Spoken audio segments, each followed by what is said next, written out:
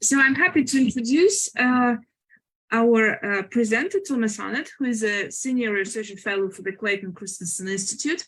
His work focuses on using the theory of disruptive innovation to study innovative instructional models and their potential to scale student-centered learning in K-12 education.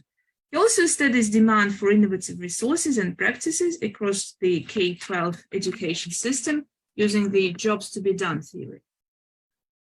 In this session, Thomas will present and lead an interactive discussion of innovative models of education and the conditions that enable them to emerge and spread. So on behalf of Thomas, I want to encourage you all to participate and maybe switch on your screen, your videos, if that is okay with you. And I'm happy to hand the floor over to you. Well, thank you, Natalia. Really, it's a pleasure and an honor to be here with all of you, and I'm grateful for this opportunity to share some of the things that we've been studying. I think there's a lot of great work going on in the field to figure out what are better models of education, better pedagogies, better practices that can better serve students. But what I want to talk about are the conditions that help us to bring those models about, to bring them into existence, and for them to gain traction and have a broader impact. Because many of the models, the innovative models, have actually been around for a long time, but the big question is, how do we get more of them to exist, and how do we get them to spread? And that's where our expertise at the Clayton Christensen Institute really comes to bear on these questions in education, as we've spent, as an institute and as an organization, spent a number of decades looking at how does innovation happen across many, many sectors, and what does that teach us about how innovations improve and grow and spread within education? Now, to talk about this, and I want to just say, Natalia pointed out also, at the end of this, we've planned time just to interact. And I'm eager not just to present this information, but to hear the thoughts and the feedback of others. So please, as I'm going through this, please take note of anything that strikes you as interesting, or that maybe you have questions about, or that seems counterintuitive, and love to engage with all you at the end of the information I'm going to share. So I'd like to start by really describing 3 stories that illustrate why new models of education are so important right now. The first one I'll start with is my own story. So I started my career as a middle school math teacher in the Kansas City Public Schools through the Teach for America program. And those early experiences in my career really shaped and brought to me a strong sense of commitment to want to improve education, because I felt a strong sense that education was really could make a life-changing difference for many students. But I often struggled as a teacher. Often I tell the story that in one class I was teaching, there were 2 students. One of the students, his name was Gary, and he was a student who would show up to class very earnest and eager to learn. But a lot of times as I was teaching, things would just go right over his head. He didn't understand the math that we were trying to learn in our class. Now, so why was this? Well, turns out Gary only showed up to class maybe 2 or 3 days a week. He often showed up late. And when I would drive home after the school day was over, as I would drive home, I would drive through Garion's neighborhood. And I would often see him in the streets, just walking between different houses. So the backstory is that Garion was homeless. And as a homeless student, there were bigger challenges in his life than doing well in my math class. Challenges that made him miss a lot of school over the years. And although he would show up eager to learn, there were just so many gaps in his learning that a lot of things did not make sense to him. Now, in contrast to Garion was this other kid named Jalen, who did really well in my class. In fact, he was often a challenge for my classroom management, because he would get bored and he would talk to the other students in his table group, and it would become distracting for the lessons I was trying to teach. And so for Jalen, it was the total opposite challenge from Garion. I wasn't challenging him enough. I wasn't giving him activities and learning experiences that were really meeting him where he was ready to learn either. So they kind of represent the ends of the spectrum of students in that class. And as a teacher, I really struggled with how am I supposed to understand where all of my different students are at in their understanding of math? How am I supposed to understand also what motivates them, what interests them, and then create a lesson that will address that wide variety of needs in just the hour that I have with them? And all of that led me eventually to where I am now, to trying to figure out how do we come up with new models of schooling, because the conventional model just didn't seem to work well for me or for my students. But the ray of hope that really pivoted me toward the work I do now was, as I was teaching, I heard a podcast that talked about this program in New York City that at the time was called the School of One. Today, it's now called New Classrooms, and it's a nonprofit that is designed specifically for helping students excel in middle school math. Now, in the way they described this program in the podcast, it was a very different approach to math than what I was doing. Instead of having a teacher with a room of 30 students trying to figure out what's the lesson to teach to this group today, this program would find out a bunch of data about their students, both their learning levels and their interests. And then as students come into the classroom every day, as you can see in this picture, they have monitors up that tell the students, here is your custom playlist for the day. Here is your plan, your schedule of activities that is designed to target your needs. And so students would go and they would be working on different things, as you can see in this picture also. Some students working in small groups, some students working with a tutor or an instructor doing a small group lesson, some students working independently, perhaps using online learning, online lesson materials. And then at the end of the day, students would all take a check for understanding that would assess, did you master the particular learning targets for that day? And then overnight, the system would take into account all of this data from students, and then the next day come up with a whole new set of lesson plans for teachers and activities for the students that they'd be assigned to work on the next day to really meet them all at the levels that they were at. Now, I heard, as I was listening to this podcast driving home from school one day, I just got so excited, I started yelling in my car, yes, this is what we need. But at the same time, had this sense of discouragement about, this sounds really neat, but will I ever see something like this in my school district in Kansas City, Missouri? Well, so now I want to tell you about another story of another educator I've met. His name's Nathan Gorsch. He was an assistant principal at a school district in Colorado Springs, Colorado. And he was at a point in his career where he was up for being promoted to be the principal of a high school.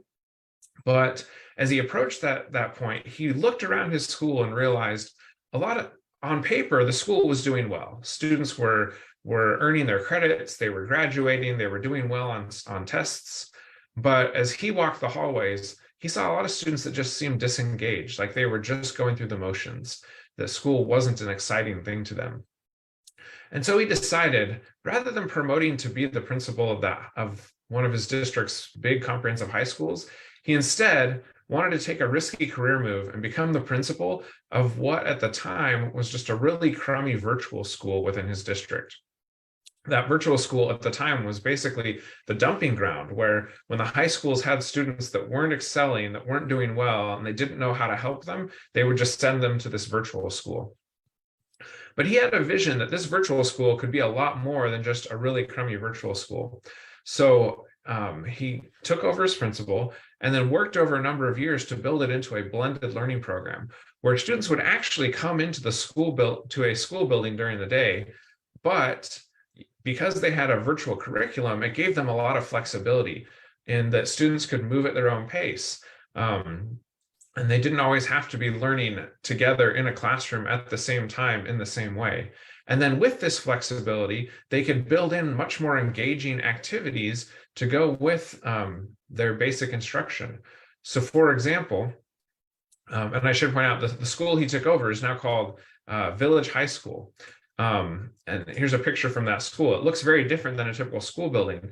It's much more like a co-working office environment where students come in and they all have different learning journeys, learning pathways that they're on, that they can navigate at their own pace using online learning resources.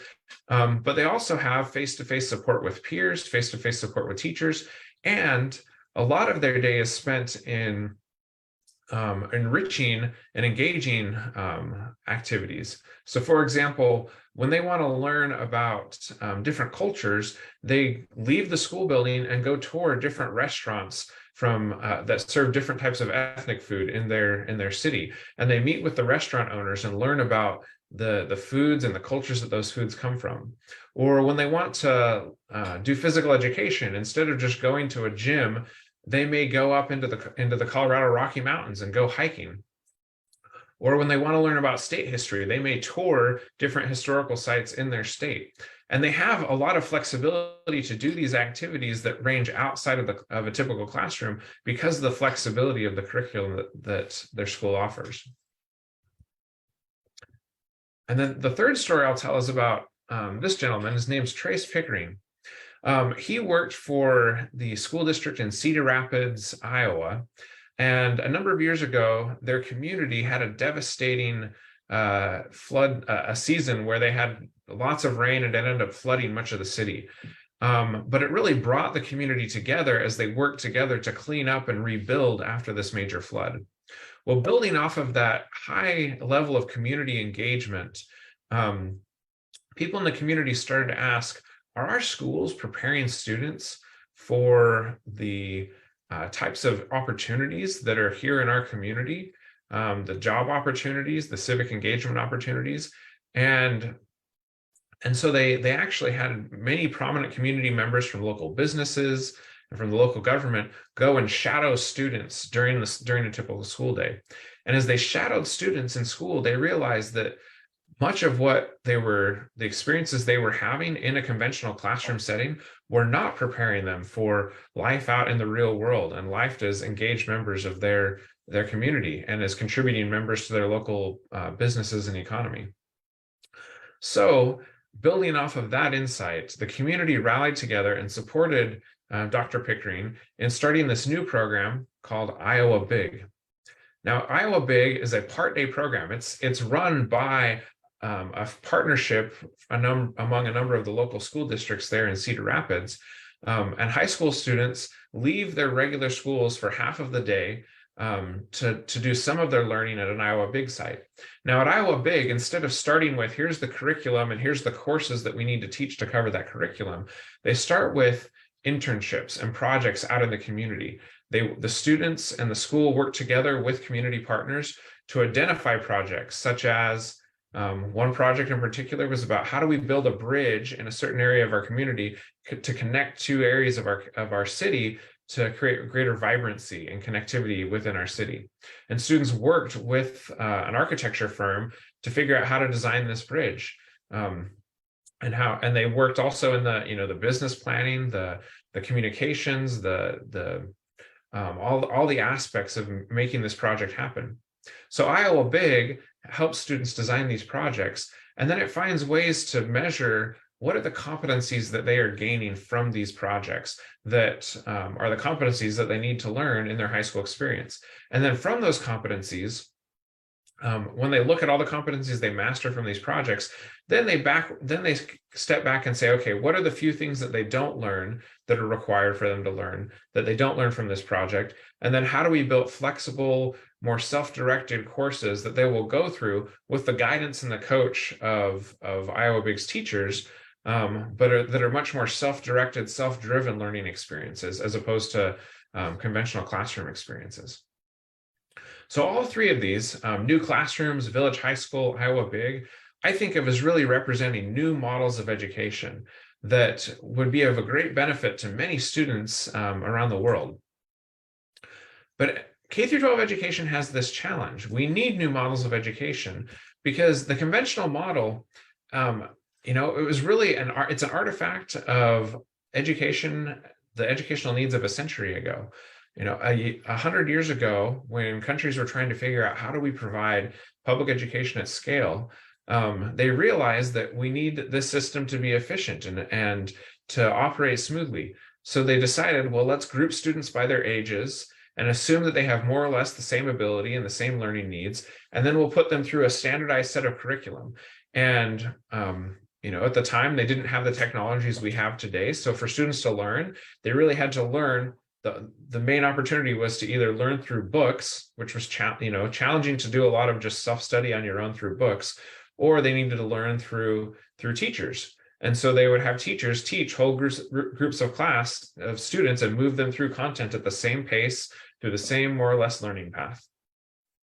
Well, that was an incredible innovation for making education more widely accessible across the world. But it's a system that doesn't have the flexibility and adaptability and customizability to meet the needs of learners today. We know that learners are diverse and they have many needs. And at the same time, society expects much more of the education system. It's not sufficient to just say, well, they just need basic reading, writing, and arithmetic, and then they can go work in factories or go work in clerical jobs. Students really need to be, for our society today, many need to be ready to participate in the knowledge economy or to have other paths into different trades. And so we need a system that can be more adaptable. But the system we have isn't ready to meet the needs of our society today.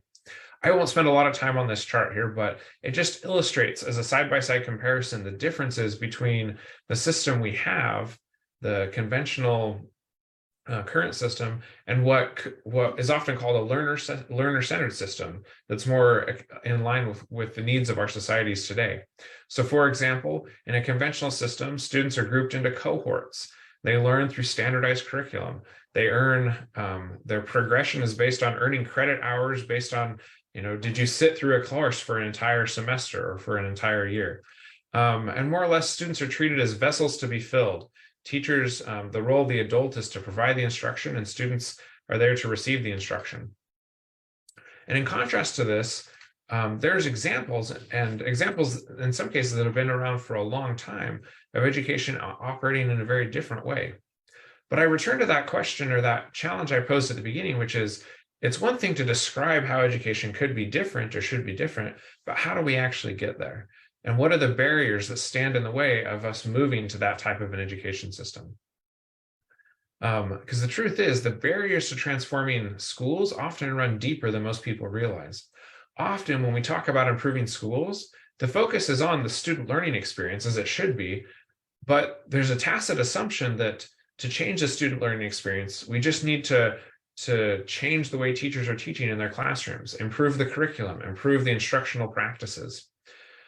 But as we try to move from conventional one-size-fits-all instruction to more learner-centered models, we find that we come up with these new learner-centered practices, but those learner-centered practices often get diluted within a conventional school. So for example, Larry Cuban, who's an emeritus professor of education history at Stanford, has documented how over the last 100 years, there's been lots of pushes to move toward more progressive models of education, but often they just get diluted into what he calls the conventional grammar of schooling. So for example, we know that students can learn well, that it's an enriching experience for students to learn through project-based learning. So schools try to adopt project-based learning, but instead of those projects being projects that students design and co-create with teachers and that are really designed in partnership with communities and relevant to the real world, projects often turn into just activities where at a certain point in an instructional unit, the teacher says, okay, here's the structured project. You're going to build a visual presentation or some model to represent the content that we've been studying in the conventional classroom. And it doesn't involve a lot of student self-directed learning. It's much more akin to the types of paper-based assignments that they would do in a conventional classroom. So again, there's this challenge. Learner-centered practices get diluted. So, some people have seen, look, we need new models of education. We can't just put these practices into conventional schools. We need to design new models. But once those new models are designed, they often struggle to take root within the conventional school system. So how do we overcome these challenges? Well, first we need to understand what's the nature of an organizational model, whether it's a school, a business, a nonprofit. How does that model form and develop? And then how does its development end up creating its constraints? So all organizations they're started with the vision of founders who have an idea of a value proposition they want to offer. For a company, it may be we want to offer a certain product or a certain service. For schools, it's often a vision of, do we want to prepare students for participation in democratic society, or we want to help students discover their passions and fulfill their potential, or we want to make sure that all students master basic content so that they'll be prepared to engage in society. So there's these value propositions that are envisioned that guide the founding of an organization. Well, the first step then in building the organization is to assemble the resources that seem to be important for delivering that value proposition. So for a school, this would mean we need facilities, we need curriculum, we need staff. These are the types of resources schools use. And then with those resources, organizations start to figure out processes. In a school, these processes might be, how do we go about hiring staff and finding the right staff for our school? How do we make sure that they have the right licensure or the right credentials or the right experience? How do we go about updating our curriculum and redesigning our curriculum? How do we create schedules for students? How do we design assessments? How do we decide when students are ready to progress and earn credits and move on to the next step? How do we go about managing the logistics of a school day? So these processes form over time in conjunction with resources, and they really define how does the organization operate? How does it do its work to deliver its value propositions? And as the organization does this, some processes work and some don't. Some resources prove useful and some don't. And from that, the organization starts to then develop priorities. Now, these priorities aren't just priority statements that say, we value learners or we value this type of instructional practice. These priorities, really think of them as the sometimes internalized and implicit decision-making criteria for going about deciding how do we do what we do when we have to make decisions. So this priorities, for example, might shape when a school wants to update its curriculum. How does it decide what good curriculum looks like and what's bad curriculum? When it isn't a hiring decision, how do we know what good educators look like? Or when it's considering adding a new program, like it may be travel-based learning experiences or a new elective experience. How do we decide what a good experience looks like? And how do we decide whether that experience can fit appropriately with the existing processes and resources of the school? Well, in the early days of an organization, these things can be pretty malleable. But over time, the success of the organization leads the organization to start to solidify the value propositions, the resources, the processes, and the priorities. And it's the solidification that really helps the organization advance and excel and improve over time and get really good at doing the things that it does. And all these things also become intertwined and interlocking, where it can become difficult to change a particular process because it's intertwined with so many other processes, or difficult to change a particular resource because it's intertwined with so many other aspects of the organizational model. So the model itself, the things that lead it to success also make it rigid over time. Now, organizational models can change. With the right circumstances and the right motivations, leaders sometimes do say, look, we need to lead a change effort to overhaul our value propositions, our resources, our processes, our priorities. But the constraint that really determines whether overhaul is even possible, and the constraint that often keeps overhaul from happening, is what we call the value network. The value network is the broader environment or context that the organization lives within. So for example, a school needs students, which means it needs to offer something that families in the community want that make them willing to send their students there. Schools need funding, and that means they either need to get funding from the state by following the requirements that the state puts in place for being a school and for getting funding, or they need to satisfy families in a way that families are willing to pay for the school. Schools also have partner organizations. Their students go on to the higher education system and they go on to the workforce. And all of this context really plays a major role in shaping what value propositions are actually valuable to that value network, and therefore what value propositions are going to receive funding and resources. And all of that then shapes the resources, the processes, and the priorities. Now, let me illustrate with some examples how value propositions or how value networks then and the organizational model can become really rigid and hard to change. One of the examples we've studied in our work outside of education is this company called Digital Equipment Corp. Some of you may have heard of it, others not. It was a computer company in Boston in the 1970s that at the time was like the Google or the Apple of its day. But it's a company that's not around anymore, as we'll learn. So Digital Equipment Corp made these computers called mini computers. There's one pictured here, and you can see, they're the size of a few refrigerators stacked next to each other.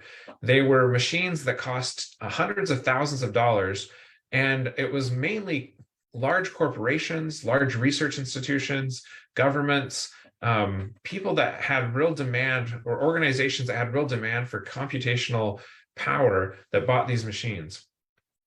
Well, then in the 1980s, there was this new device that entered called the personal computer. And the personal computer was coming from companies like Apple. And Digital Equipment saw the personal computer coming, and they said, people were saying, there was buzz saying, maybe this is the wave of the future, this new personal computer. And Digital Equipment went so far as to even design 4 prototypes of personal computers that it thought maybe we'll see if these things sell. But Digital Equipment ultimately abandoned its personal computer projects because the personal computer didn't align with its business model and didn't align with the broader value network that Digital Equipment sat within. So for example, when Digital went to sell its personal computers, it put them in the product lineup alongside all of its mini computers, and it gave those products to its sales reps. It had mainly business-to-business sales reps that had their sales contacts at companies and would go out and sell computers to these companies. And large corporations at the time would look at the product lineup and say, so you've got these personal computers, we're not interested in those. They don't have the computational power we need. We want your latest and greatest mini computer.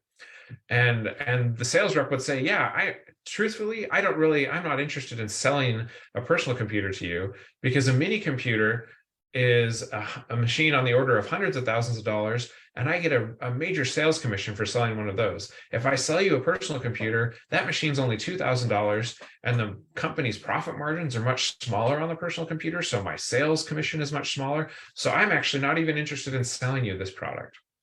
Meanwhile, Digital Equipment's investors looked at their data on the market, and they had lots of data on the mini computer market and can see that it had historically grown year over year.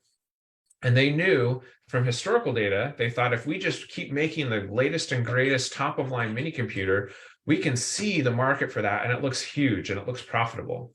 But the personal computer, this new thing, we don't even know what the market is for that. We don't know who buys these things. We don't know how big that market is and how many people are going to want those machines. And so when the company's financial analysts looked at the two investment opportunities, it just made clear sense to them based on their historical data to keep prioritizing the large and well-known mini computer market rather than prioritizing trying to sell into this unknown personal computer market. Well, all that worked well for Digital until it didn't, until eventually companies like Apple continued to sell and improve the personal computer, continued to show, look, there is a market for this device. And not only is there a huge market of individual consumers, because the personal computer was the first real individual consumer computer device, as these devices get better, they can start to do some of the applications that companies want.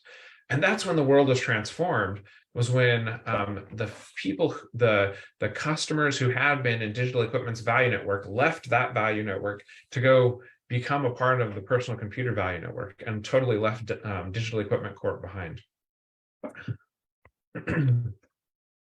Well, the same thing we've seen play out in education.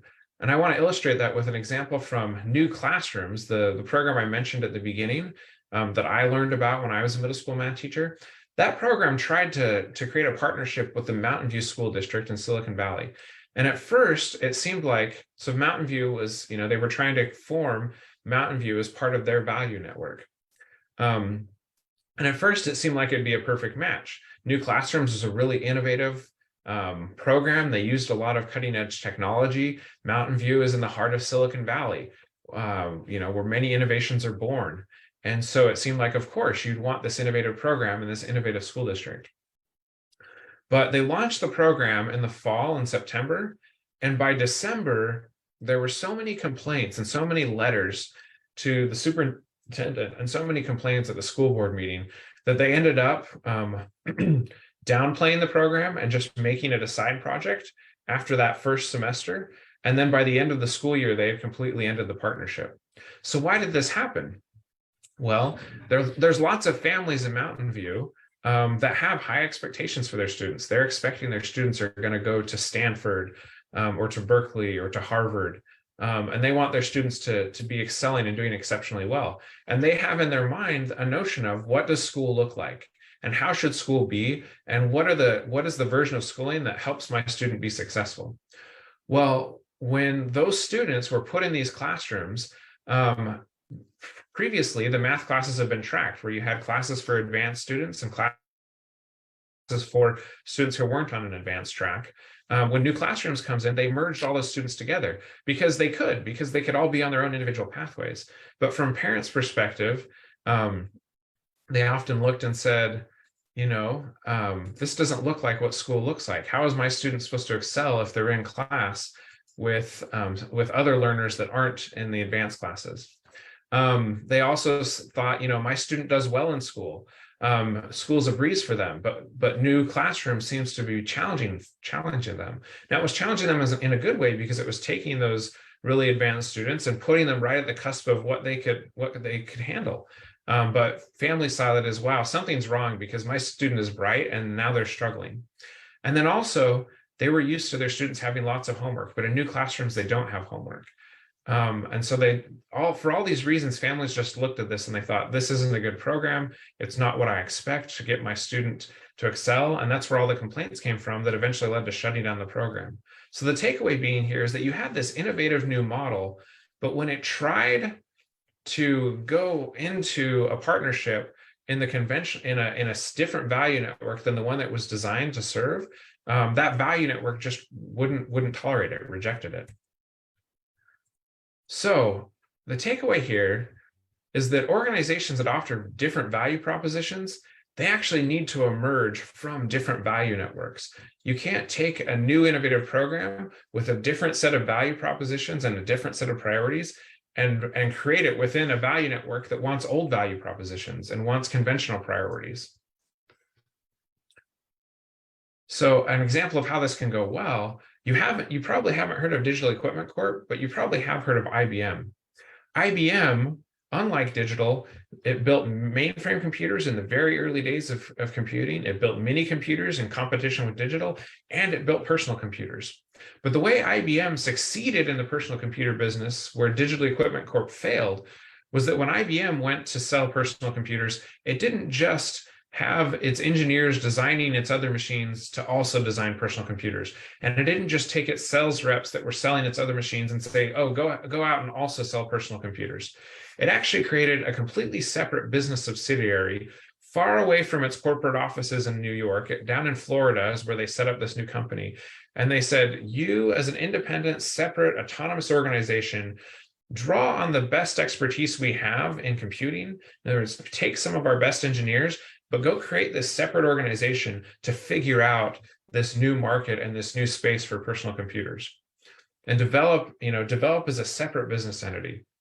And that separation, that autonomy, and was what allowed IBM to go figure out this different value network and serve this different value network and succeed.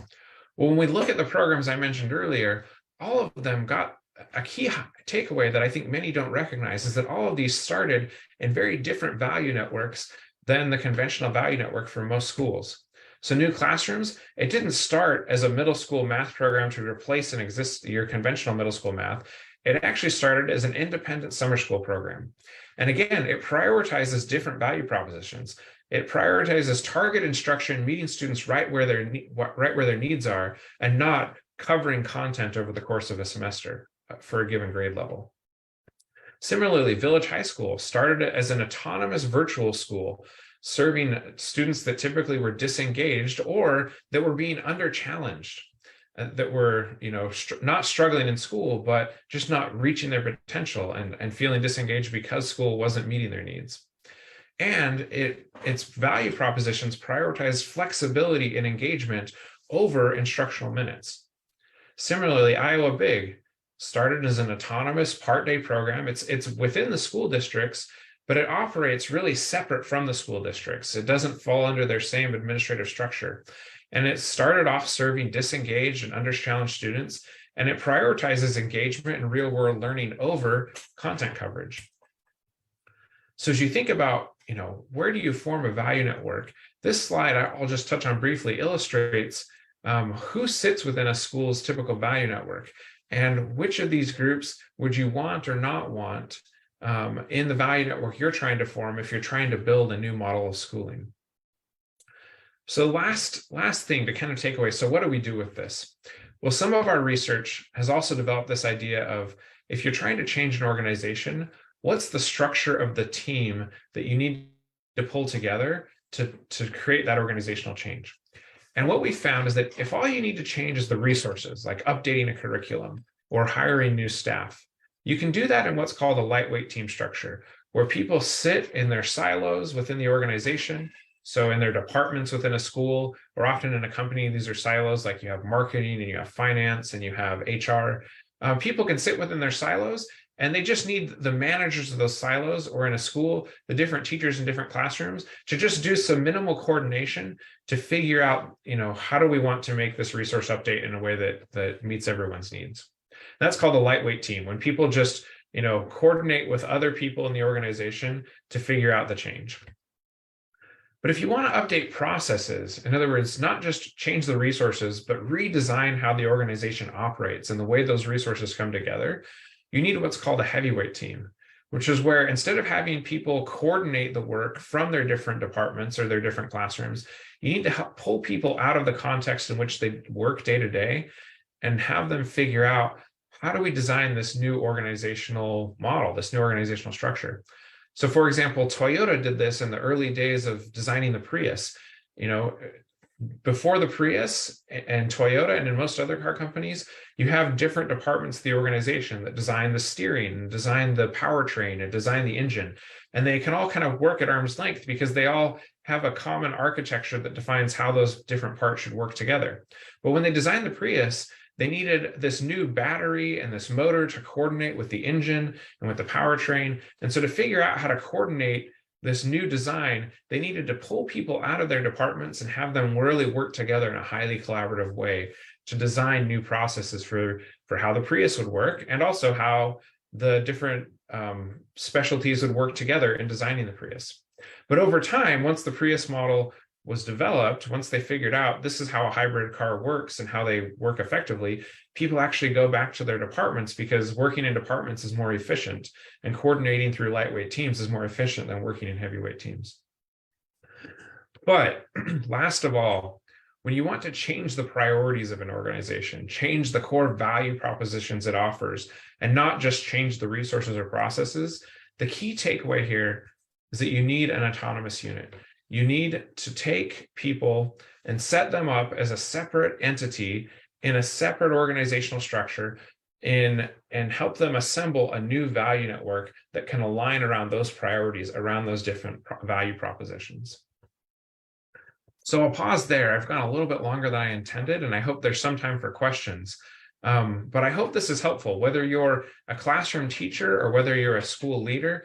In many ways, I think LaSalle is probably an example of creating a school within a new value network to prioritize things that conventional schools, most public schools, and even many private schools don't prioritize. But then as you think of where do we go next, or what else should we offer, it may be that you need to figure out, how do we design a new program in the extracurricular space, or how do we design a new program to serve students that we don't currently serve? And how do we create the separate organizational structure that can figure out that new model for that new and the new value network that it needs to exist in to bring that model to bear? Thanks very much, Tom. I think it's quite a full presentation, and really gives you an idea of, well, on the one hand, what needs to be done to change the system, and on the other hand of how actually complex it is, and it's not it can be done overnight, and it really requires a lot of investment and resource at each level. But that gives us hope, doesn't it, for the future? If there are any questions, and we have some 5 minutes left to answer them.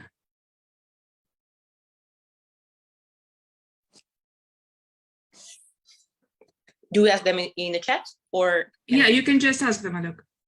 Yeah, so basically, thank you so much for the presentation, and I kind of more have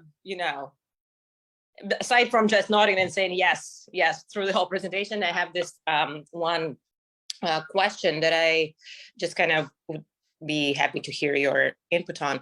Is I feel a lot that in this whole process of building this new structure for school, a new structure for education, while doing it, even though as educators we think we come up with this model and we think we know it works, and we're pretty happy about it, but I feel that what takes most time and most of our energy in it is actually not building it, but communicating it, communicating it to parents who send their kids to the school, communicating it to actually even staff that we hire for this kind of school, of this kind of model. And I just generally wanted to ask, maybe what do you, how does this process, I don't know, how much do you also feel that it takes, a lot of effort to actually communicate what it is, what we're doing here, so people would also, accept it and believe in it and ready to work in this kind of thing. And I think especially for staff as well. Yeah.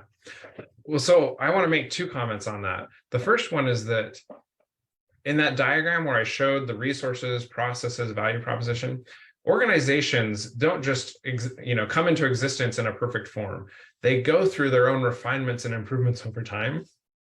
And the communication you're talking about, I think of as a really important refinement and improvement to the resources, the processes. It's a key part of the organizational model that needs work and needs refinement. So I think, one, I want to say, I think you're calling out something really important in terms of what should be an organizational priority, is that if you don't communicate well what your school is about, what your program's about, it's going to lead to struggles. So how do you improve that communication? Should naturally emerge as a key priority. At the same time, I also want to say, though, it's important for an organization, I think, to be clear of who it's designed to serve and also who it's not designed to serve. Often, because in education, we want all students to be successful, we want to be equitable, we want to be open. It leads to a mindset of we need to just serve everyone and everyone's welcome. And everyone's welcome is an important value, but at the same time, if you try to be all things to everyone and serve all the needs, then you end up either having your organization steered toward what the majority want, which is typically back toward more conventional education, or you end up in a really tight spot where you've got different competing priorities pulling in different directions, and it's hard to do anything well because of those competing priorities. So all of that is to say that, well, in addition to clear communication about what the program is, I think you also have to be okay with saying to some families, if this isn't what you value, then we may not be the best program for you. And at the same time, going out and finding who are the families and students who value what we offer, and let's try to design a really good program to meet the needs of those families. And over time, over the long history of the organization, it may improve and improve until it not only serves that initial core group, but also starts to attract back some of the others. But it attracts them back because they become interested in what the program offers, not because the program has morphed itself into what they thought they wanted initially.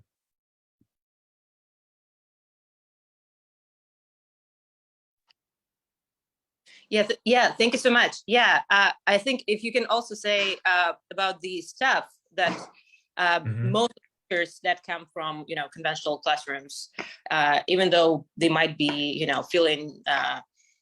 that they want something else, they want some other work within other setting or change setting, and they want to do it, but they don't have it, having no experience ever doing that, coming out of the national classroom. Do you have maybe some input on how we can support them as well? I mean, I think also basically the answer is just communicate. But, yeah. Well, I want to say that is a challenge that, again, is going to take work and refinement over time. Because here's the reality is that there's people out there, your school included, trying to design new models of schooling. But the talent pipeline for educators is mostly the talent pipeline built for the conventional model. And so you have all these teachers that, even if in their hearts they believe that there's something better than the conventional model, their mindsets and their practices are still designed for the conventional model. And so it takes work. Now, in the long term, my hope is that new models of education start to create their own new talent pipelines. That you'll see schools of, higher ed level schools of education preparing teachers specifically for new types of schooling. But in the interim, I think it is just a real challenge that schools, new models have to reckon with. Is it's going to take effort and time to help teachers adapt to this new model. All the programs I listed, New Classrooms, Village High School, Iowa Big, and many others we've studied, they all say it takes a lot of work and it takes a lot of time to help educators, even if they believe in our model, to help them leave behind their mindsets and practices from conventional schooling and really figure out how to operate well within this context. So unfortunately, that's not an easy answer, a satisfying answer, but I hope it at least is an answer that says, it's hard work, but it's important work that needs to be done. Yeah, thank you so much. Yeah, thank you. Definitely sounds work, but it's worth it. Yeah. Yeah. No, it's obviously a long way, but I'm just thinking, it's not so easy even for teachers who are directly involved in, in educating young people to change their mindset, which is understandable. But what does it take to change the mindset of those people who actually make the decisions? I mean, will we ever arrive at some point where there is more flexibility in primary and middle school? Because that seems to be like the most, it's the only element of education that is obligatory for most people in most countries. Well, much, but it's still the most rigid one, because once you are past the school level, you can go to university, or you cannot go to university, you go somewhere else, or you just, take. But while you're still school age, there is basically no way out of the system. I mean, there are other options, but they're not as widespread, and still, so I'm just thinking, will we ever be there will be indeed a choice for younger children and for their parents? Yeah. Well, the answer, I think, is I believe we'll get there, but I think it's a journey. It's not something that we can just flip the switch on. It's not going to happen through some change, some instant change in policy or practice where schools that exist now are just going to completely turn into the schools that we want them to be. Rather, I think what's going to happen is that innovative new programs that right now tend to be on the margins, tend to be in niches, kind of on the periphery, that those programs, as they continue to develop and improve, are going to become more and more attractive to more families and also to more policymakers. And eventually, that new value network will start to attract people out of the old value network. And when that starts to happen in a greater and greater degree, I think that's when the policy will shift to better support these new programs. I think it's also, though, when existing school systems will have the impelling need to figure out how to do what IBM did and create their own autonomous organizations to basically, this is a whole separate topic that I didn't touch on, but a lot of our research is around disruptive innovation. And existing school systems will need to figure out how to disrupt themselves the way IBM disrupted itself with the personal computer. Right now, though, I think there's not a vision for even doing that, for even seeing how that's possible. And there's not the motivation for them to see the need. But as more programs on the periphery grow and attract people to their value networks, I think that'll start to create the impetus for the change to happen. My main point of advice for folks that are working in the periphery is it's really easy, I think, to just think of yourself as a niche player. that we just offer this different program for this certain type of student, and we just sit in the niche. And often what they don't do then is figure out, how do we keep improving and improving so that we're not just really good at serving this niche, but that we become more and more attractive to people who are in the mainstream value network? And how do we attract them over to our side? Not by changing our model to be what they want, but rather improving our model to where they see, hey, that's really interesting and I want to be a part of that. So that's, I guess, the two charges I would say is, if you're in a conventional school system already, trying to help people understand this idea of autonomy, creating an autonomous unit to disrupt yourself. And if you're in the niche, figuring out, how do we continue to improve so that we attract people, more people to our value network, instead of just being this tiny pocket. Yeah, well, that sounds quite a task, but yeah, I can definitely see what you mean here and how it may work in the future. Thank you. Are there any other questions or comments from our audience?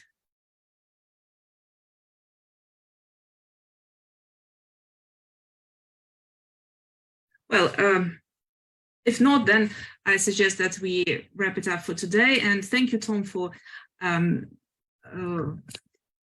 finishing up on this quite inspiring note. And I should say that, you know, having listened to all the presentations today, I leave today, you know, indeed inspired and encouraged by what people have been saying, because I think that, you know, if there are so many people around the world thinking that the school system needs to be changed, then we should definitely get there sooner or later. So thank you very much, Tom, and thank you, our listeners and presenters, for making this session interesting and helpful and useful event for everyone. Thank you very much. Yeah. Thank you for the opportunity to participate.